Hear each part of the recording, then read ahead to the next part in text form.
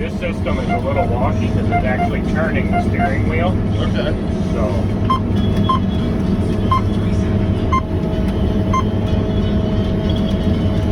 So you're what do you have to do? Just worry about the radio then? Pretty much. Turn on the corners. Watch for woodchuck holes. And, yeah. A few rocks.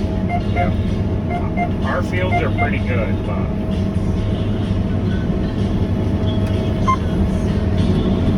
We do like this machine though, because if we have dry first cut regular hay, not alfalfa, right, that we want to put up for heifers, I can click the two mergers closed and it'll merge a windrow behind me. Okay.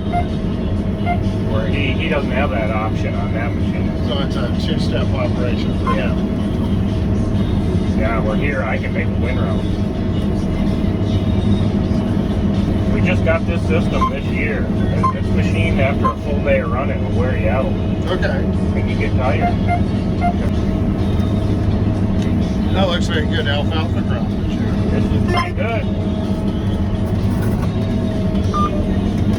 The first cut was incredible that way. I mean, the first cut was just a huge crop.